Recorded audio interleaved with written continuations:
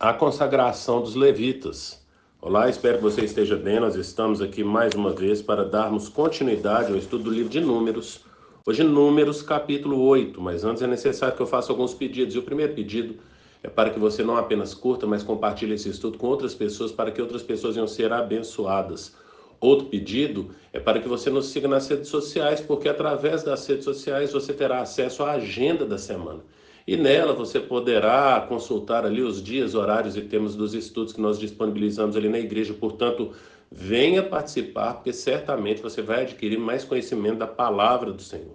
E outro pedido é para que você leia todo o capítulo, no caso hoje o capítulo 8. E depois desses pedidos, vamos para o texto de hoje. Eu quero ler aí do versículo 23 até o versículo 26, o último desse capítulo, que diz: O Senhor disse ainda a Moisés: Isso diz respeito aos levitas, os homens de 25 anos para cima, aptos para servir, tomarão parte no trabalho que se faz na tenda do encontro. Mas aos 50 anos deverão afastar-se do serviço regular e nele não cuidar da tenda do encontro, mas eles mesmos não deverão fazer o trabalho. Assim, você designará as responsabilidades dos levitas. Portanto, o que nós percebemos aqui é, depois desse ritual, então, dessa consagração, dessa dedicação oficial aí dos levitas, né, às suas várias tarefas, o povo agora está pronto para partir. Ainda não vai partir, mas está quase pronto aí para partir. Então, eles estão às portas aí da saída deles para ir em direção à terra prometida. E o que a gente percebeu no estudo de Números até agora é que no capítulo 3 vai registrar o recenseamento dos levitas, depois no capítulo 4 vai falar a respeito das várias tarefas, né, de desmontar, transportar o tabernáculo. A gente viu aí no capítulo 7, capítulo de ontem, a respeito da oferta que foi dada aí dos bois, né, e dos carros para o transporte. E agora conclui então com essa cerimônia aí, essa dedicação, né, e dos papéis aí que eles vão desempenhar aí com relação ao tabernáculo. O que a gente precisa perceber ainda também é que nesse capítulo aqui ele vai falar a respeito de algumas coisas. Então, o que a gente vê aí, em primeiro lugar, é uma purificação inicial por aspersão, rapagem e lavagem, que está ali no versículo 7. Outra coisa que nós destacamos aqui nesse capítulo também é a apresentação dos levitas ao Senhor em nome dos israelitas. A gente vê isso aí no versículo 9 até o 11, e depois um provável resumo desse evento ali no versículo 13 e 14. Ainda também o que a gente vê aqui, né, é uma purificação final que acontece no versículo 12 e no versículo 21, e depois então agora essa restrição com relação à idade. Talvez, se você tem acompanhado a gente aí todos os dias, talvez você pode ter percebido ali no capítulo 4 a respeito da idade, porque aqui, a partir do versículo 24, vai falar assim o texto bíblico, né? Versículo 24: Isso diz respeito aos levitas, aos homens de 25 anos para cima. Então aqui a gente vai perceber aí essa idade de 25 anos para cima, que está falando aqui nesse momento aqui, então, dessa consagração dos levitas. Mas repare que lá no capítulo 4, falando a respeito dos coatitas, por exemplo, no versículo 3, vai falar que contem, né, versículo 3, capítulo 4 de Números, versículo 3 fala: contem todos os homens entre 30 e 50 anos. Então aqui ele vai falar a respeito de 30 e de 50 anos. Depois, lá no versículo 23, vai falar dos gersonitas, vai falar também essa mesma idade. Contem todos os homens entre 30 e 50 anos. Depois, lá no versículo 30 do capítulo 4, vai falar dos meraritas, desculpa. Lá no versículo 30 vai falar todos os homens entre 30 e 50 anos. Portanto, o capítulo 4 vai falar, então, para esses para essas três classes, né? Vai falar, quando nós estudamos ali no capítulo 4, a distinção, o que cada um faria, qual era o papel de cada um ali deles, na verdade. E aí a idade de 30 anos, mas aqui agora está falando a respeito de 25, não é verdade? Então, olhando aqui alguns estudiosos, a gente percebe aqui duas possibilidades do porquê que aqui está falando 25 e lá no capítulo 4 está tratando de 30 anos. E uma das possibilidades é a respeito, então, desse aprendizado que eles deveriam ter aí de cerca aí de 5 anos. Portanto, dos 25 aos 30 anos, eles estariam aprendendo para, a partir dos 30 anos, eles, então, exercerem ali a sua função. Uma outra possibilidade também é para destacar, né, aquilo que aconteceu com Nadab e Abiú, lá em Levítico capítulo 10, né? Tá falando lá a história de Nadab e Abiú, a gente já viu. Levítico capítulo 10, versículo 1 até o versículo 3. E isso vai mostrar, então, que era necessário uma maturidade dessas pessoas, por isso, 30 anos. Eles eram separados, então, a partir dos 25 anos, e aí dos 25 até os 30 eles iriam aprender, iriam adquirir maturidade, para depois eles exercerem ali, então, a função pelo qual eles foram chamados. Então, se você não lembra quais que eram as funções de cada um, não é verdade? Você vai pegar e vai ouvir novamente aí o estudo do capítulo 4, que foi recente, 4 dias atrás.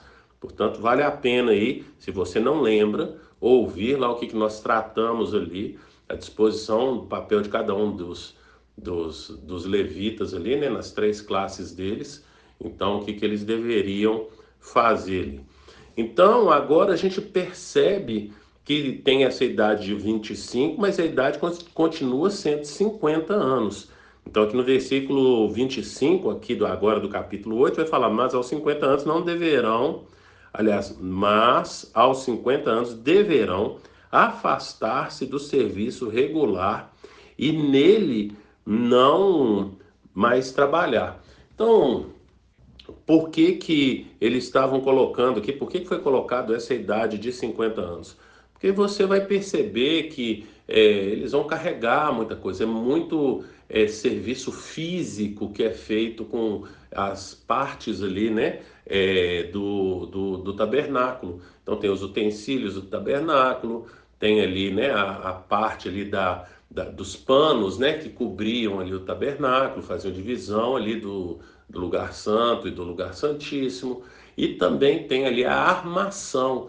Então era um trabalho braçal, se a gente puder falar assim, era um trabalho braçal que deveria ser feito, portanto, até os 50 anos eles poderiam fazer esse trabalho, mas depois eles não poderiam mais fazer por causa desse cuidado que tem que ter ali com o tabernáculo, com as coisas que envolvem ali o Senhor. Depois a gente vai perceber no versículo 26 que vai falar: poderão ajudar seus companheiros de ofício na responsabilidade de cuidar da tenda do encontro, mas eles mesmos não deverão fazer o trabalho. Portanto, eles fariam um trabalho mais leve, mas não esse trabalho mais pesado. Então, 50 anos não pode mais fazer esse trabalho pesado, né? Então, aquele levita que tivesse mais de 50 anos, então ele teria que abandonar esse serviço mais pesado e ele pegaria então algo mais leve para ele, né? Ele pegaria umas responsabilidades mais leves, né? Literalmente mais leves ali no trabalho deles.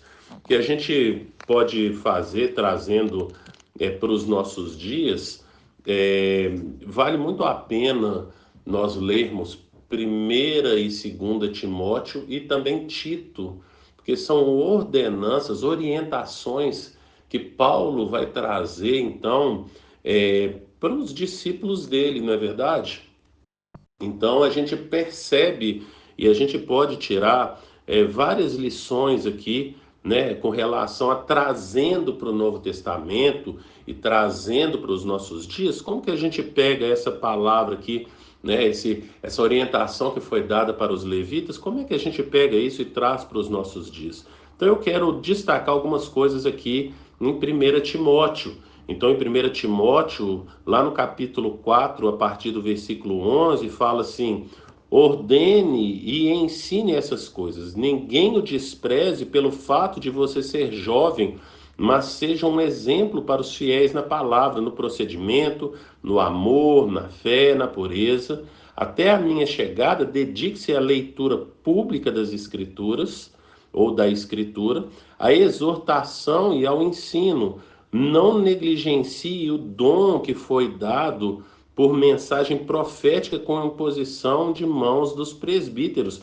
Portanto, agora Paulo está lembrando Timóteo que, apesar dele ser jovem, ele não deve deixar as pessoas desprezarem, mas ele deve colocar em prática várias coisas aqui que ele aprendeu com Paulo. A gente vai perceber também que ele vai dar várias orientações aqui a respeito do comportamento de Timóteo, algumas orientações que ele vai passar aqui para Timóteo. Ele vai trazer aqui ao longo aqui, né, de 1 Timóteo, né, como nós falamos aqui, leia toda 1 Timóteo. Nós temos o estudo aqui de 1 Timóteo, vale a pena você voltar aí, fazer todo o estudo de 1 Timóteo, 2 Timóteo e Tito, como nós já falamos aqui, mas a respeito, então, de como que ele deve lidar ali com cada um do grupo na igreja, né? Então, Paulo fala que não é para ele deixar que ninguém o despreze pelo fato dele ser jovem, mas no capítulo 5 ele vai falar, então, com relação a como que ele deve se portar ali, então, com os homens idosos, depois como que ele deve tratar ali as viúvas, depois como que ele deve tratar ali as mulheres, né, orientação com relação às mulheres que forem inscritas ali na lista de viúvas. Depois ele vai falar mais a respeito de viúvas, né, ao longo aí do capítulo, a respeito dos presbíteros, ele vai dar várias orientações, mas algo que a gente tem que destacar aqui no capítulo 5 é o versículo 21, que fala: eu o exorto solenemente diante de Deus, de Cristo Jesus e dos anjos eleitos, a que procure observar essas instruções sem parcialidade e não faça nada por favoritismo. Portanto, Paulo está falando a respeito, então, dessa postura que ele tem, e ele vai falar a respeito de não ter dois pesos e duas medidas, se a gente puder colocar aqui em outras palavras o que Paulo vai falar com relação à forma como ele vai conduzir ali a igreja, né? Então é uma exortação solene. Leia novamente o versículo 21 para você perceber como que Paulo se importa com isso e a forma como ele termina essa carta para Timóteo. Lá no capítulo 6, versículo 20, ele fala: Timóteo, guarde o que lhe foi confiado, evite as conversas inúteis e profanas e as ideias contraditórias do que é falsamente chamado conhecimento, professando alguns desviaram-se da fé. Portanto, ele termina com essa exortação para Timóteo. Então, nós percebemos aqui nessa primeira carta a Timóteo o quanto que Paulo vai falar com Timóteo, apesar dele ser jovem. Por que que eu fiz questão de destacar essa parte onde Paulo fala da juventude dele? Porque talvez a gente pode pensar com base, né, então, em números aí que nós acabamos de ler, que uma pessoa muito jovem, ela não está apta para algumas funções, na verdade, tem que ficar 5 anos ali, sabendo como que vai lidar, né? Dos 25 até os 30 anos, como que ele vai aprender, lidar, carregar as coisas do Senhor, o cuidado que tem que ter. Mas lembre-se do caso de Nadab e Abiú, que nós já citamos no início desse estudo. No início dessa caminhada do povo de Deus, sendo povo de Deus, o Senhor chama eles para uma responsabilidade que eles têm que ter, então, com as coisas que são sagradas. E agora nós vemos, então, já não mais como povo de Israel, mas sim como povo de Deus. Paulo dando algumas orientações para Timóteo, que é jovem, e apesar da juventude dele, as orientações que ele precisa saber para poder conduzir ali a igreja, e no caso ele foi responsável ali pela igreja de Éfeso. Portanto, é muito importante nós entendermos, né, e equipararmos essas duas situações, onde Levítico parece ter uma certa cautela com relação aos jovens, mas Paulo coloca uma igreja inteira de uma região ali nas mãos de um jovem. E o que a gente percebe aqui em 1 Timóteo é que Paulo deixa aqui no capítulo 3 uma orientação que vai falar aqui, então, no versículo 6. Não pode ser, porém, quando ele está falando a respeito dos bispos e diáconos, ele está falando que não pode ser alguém recém-convertido. Então, ele tem esse cuidado para que a pessoa não seja recém-convertida. Mas lá em 2 Timóteo, capítulo 3 também, Paulo vai falar lá no versículo 16, e eu quero começar no versículo 14, mas o que eu quero destacar está no versículo 16, quanto a você, porém, permaneça nas coisas que aprendeu e das quais tem convicção, pois você sabe de quem aprendeu. Porque desde criança você conhece as sagradas letras que são capazes de torná-lo sábio para a salvação mediante a fé em Cristo Jesus. Versículo 16: toda a escritura é inspirada por Deus e útil para o ensino, para a repreensão, para a correção e para a instrução na justiça, para que o homem de Deus seja apto e plenamente preparado para toda boa obra. Portanto, o que nós percebemos aqui é essa chamada de Paulo, não pela idade, mas pelo conhecimento da palavra de Deus. E a minha pergunta para você é: quanto que você tem conhecido a palavra de Deus? Você realmente conhece a palavra de Deus? Dedique-se a isso. Pense nisso e que o Senhor te abençoe.